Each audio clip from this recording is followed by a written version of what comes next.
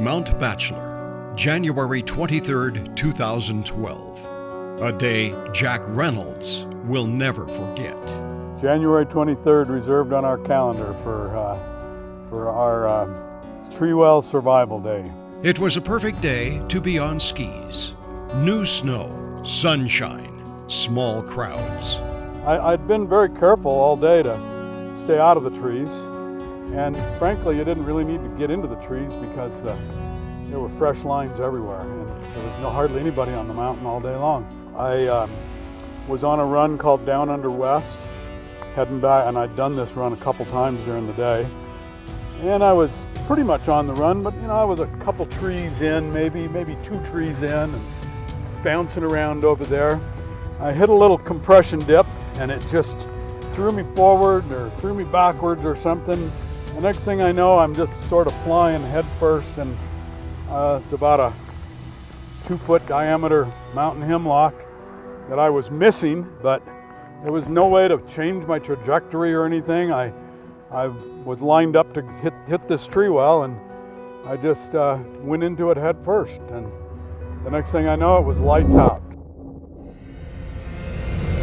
This would be an area where if you were a skier a little bit out of control, you could go in head first. You could be skiing along right here, maybe try to make a turn right here, catch an edge, and go diving head first into this thing. To demonstrate what it might look like to crash headfirst into a tree well, we threw a 100-pound bag of weights into the snow next to a tree. 1, 2, 3. I wouldn't want to be in there. That's scary looking. Imagine yourself head first, upside down in this snow that may be 8 to 10 feet deep around the base of the tree. I went into just a full panic mode. I just started screaming under the snow, screaming and flailing and trying to find anything to push myself out with. Can't find anything. I'm not really having any trouble breathing. That is until my panic attack, just the gasping for air got me to the point where I'm just gasping, and I know that I could kick my feet. One of the first things I did, one of the first plans that I came up with was to kick my feet and hope there was somebody out there.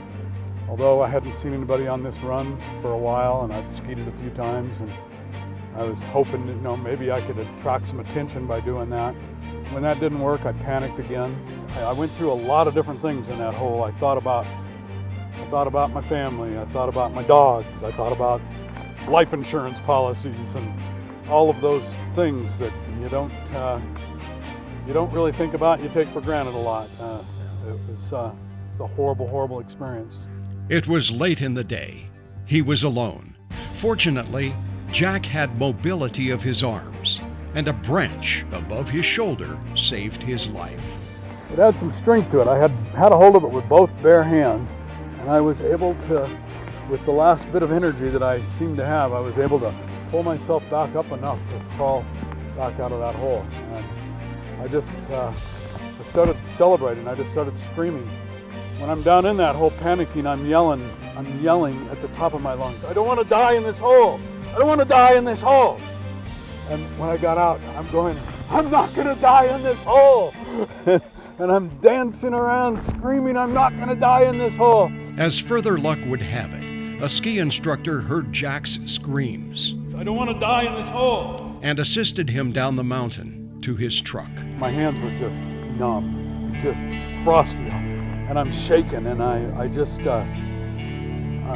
in this very weird state. I have a headache that is just throbbing. Sometimes I feel sick to my stomach. So is Jack Reynolds a very lucky man? Jack Reynolds is a very lucky man. Thank my stars every day.